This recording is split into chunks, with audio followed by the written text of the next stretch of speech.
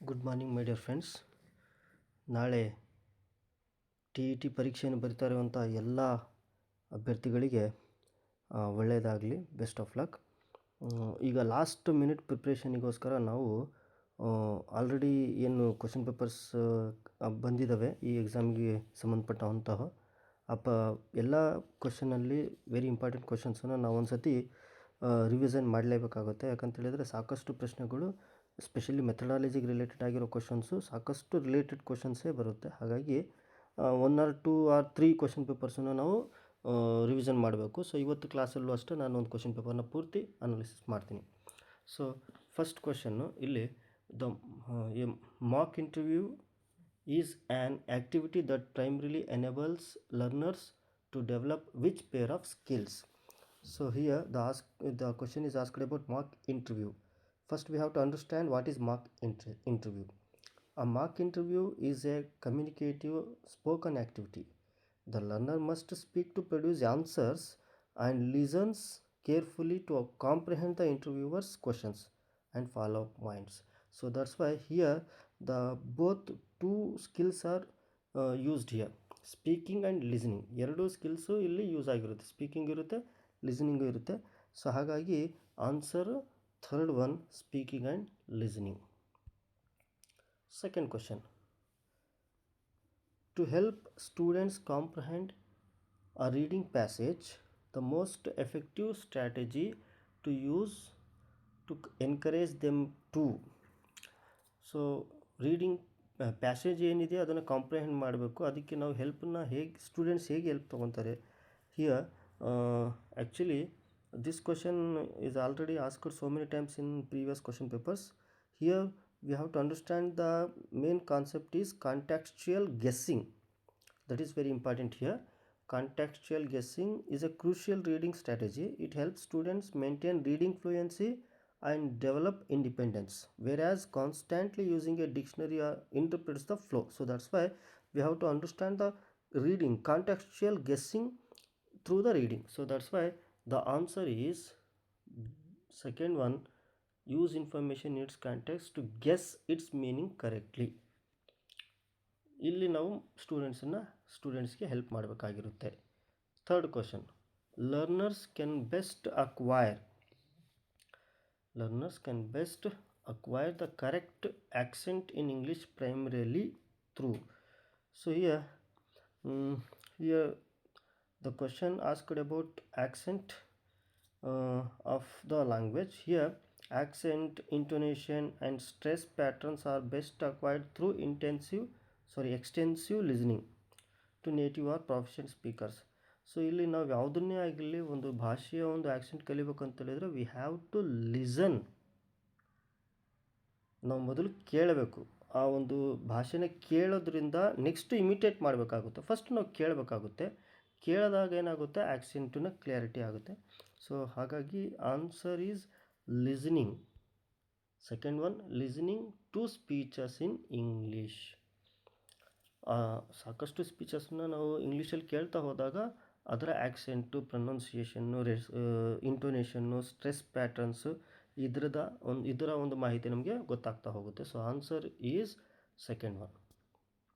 Next question, a teacher who promotes learner autonomy and uses activities that encourage students to construct their own knowledge is following which approach? 4 approaches are given: spiral approach, integrated approach, and then constructive approach. Last one is bilingual method. So here the constructive approach or constructivism emphasizes that learners are active builders of knowledge.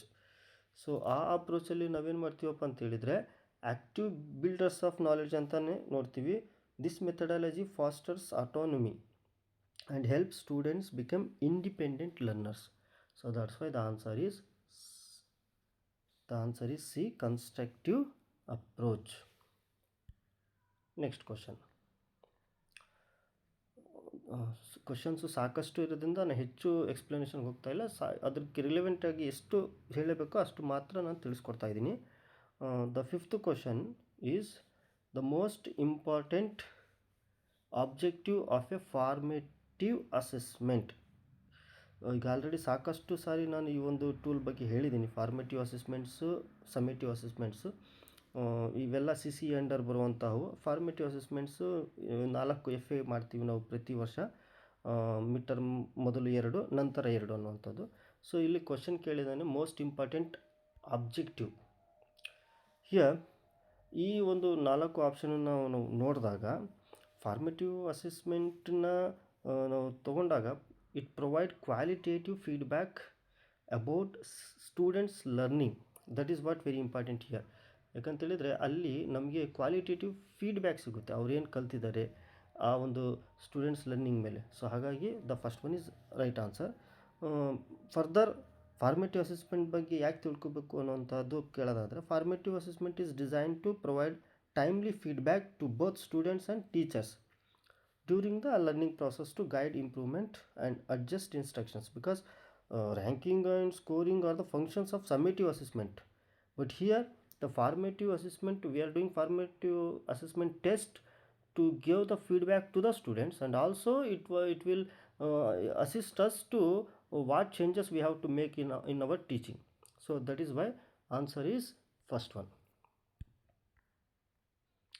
Next comes, role play should be an integral part of every language classroom because.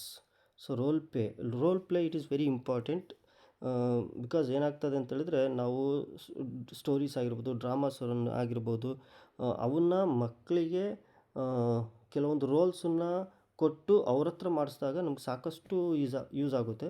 Specially ಒಂದು ಪಾಠ ಇದೆ 8th, the swan and the princess. ಆ complete ಚಾಪ್ಟರ್ನ ಮಕ್ಕಳು, ವಿದ್ಯಾರ್ಥಿಗಳೇನು ಮಾಡ್ತಾರೆ, ಪ್ರತಿಯೊಂದು ಸಿದ್ಧಾರ್ಥ, ಶುದ್ಧೋಧನ, ಈ ಥರ ಒಂದೊಂದು ರೋಲ್ನ ತೆಗೆದುಕೊಂಡು ಕಂಪ್ಲೀಟ್ ಚಾಪ್ಟರ್ನ ಕವರ್ ಮಾಡಿಬಿಡ್ತಾರೆ.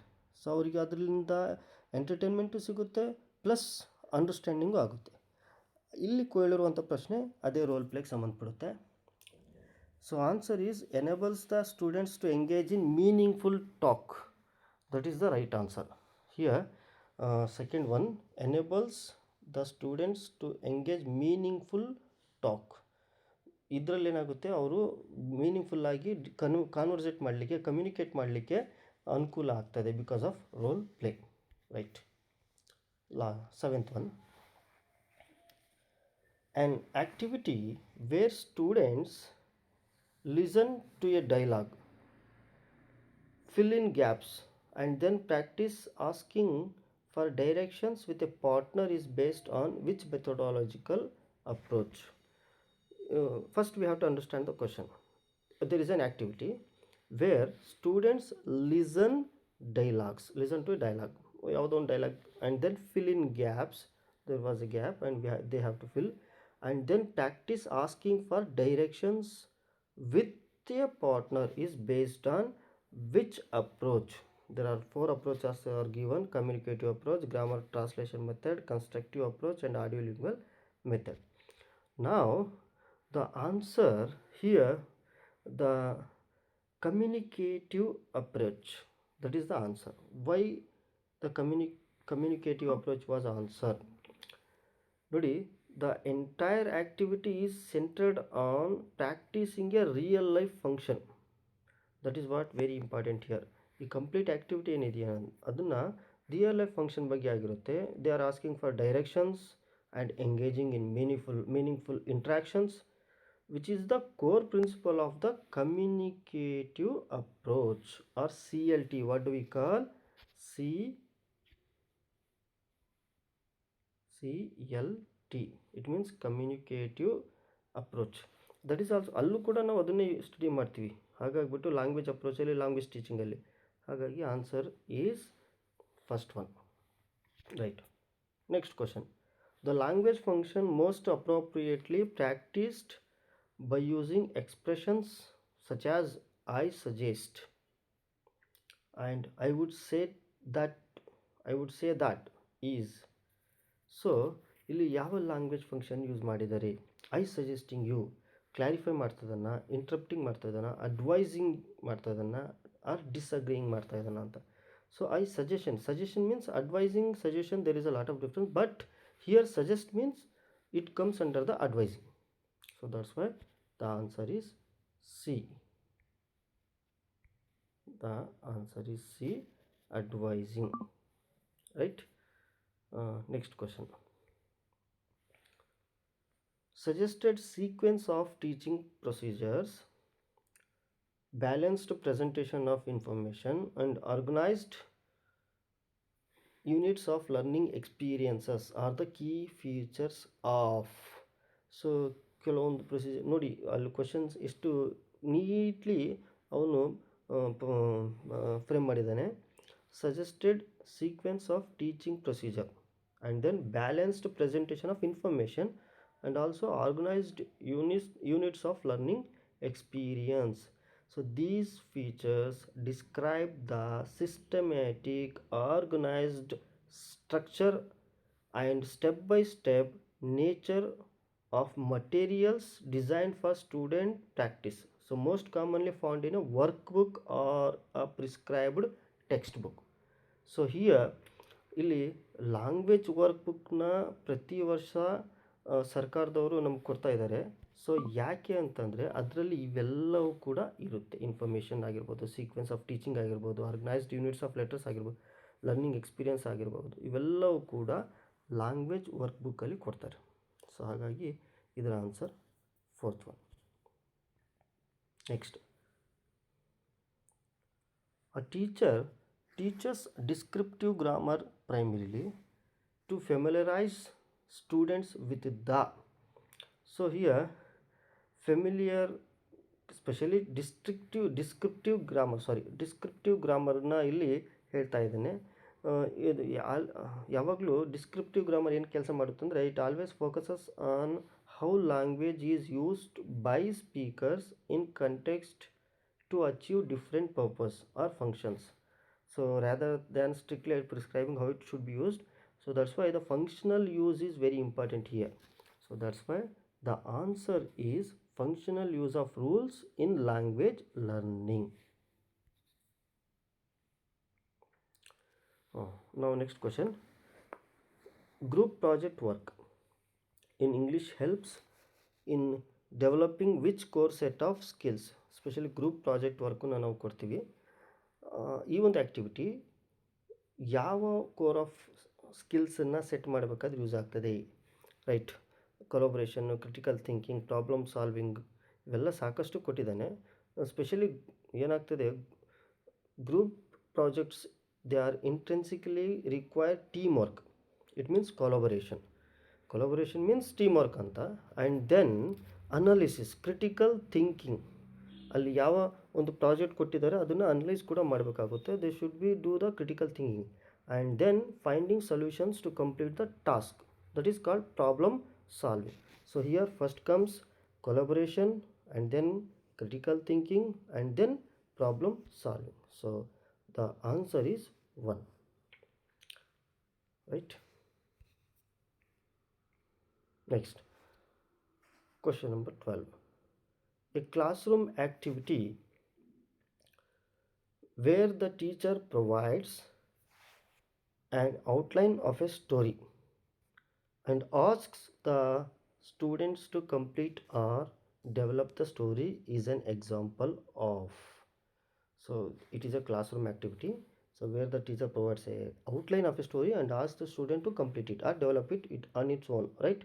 So here the outline provides the structure, it means controlled part, while the student's task of developing a story. The student should develop the story and requires independent thought and language use.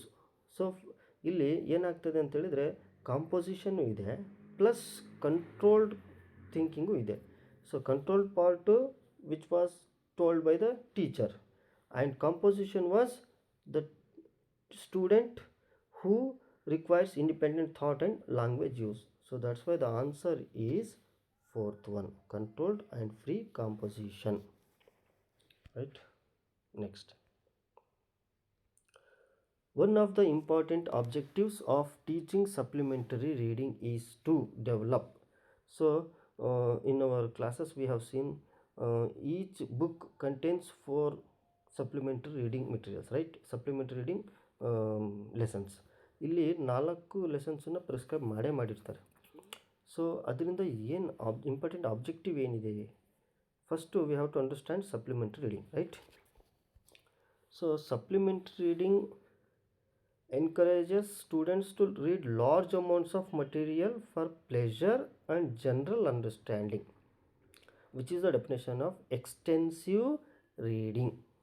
ಇಲ್ಲಿ ಆ supplementary ರೀಡಿಂಗ್ನ ಒಂದು main important objective ಏನಪ್ಪ ಅಂತೇಳಿದರೆ, it encourage the students to read large amounts of material for pleasure and general understanding. ಅಲ್ಲಿ ಹೆಚ್ಚು ಕ್ವಶನ್ಸನ್ನು ಕೇಳೋದಿಲ್ಲ.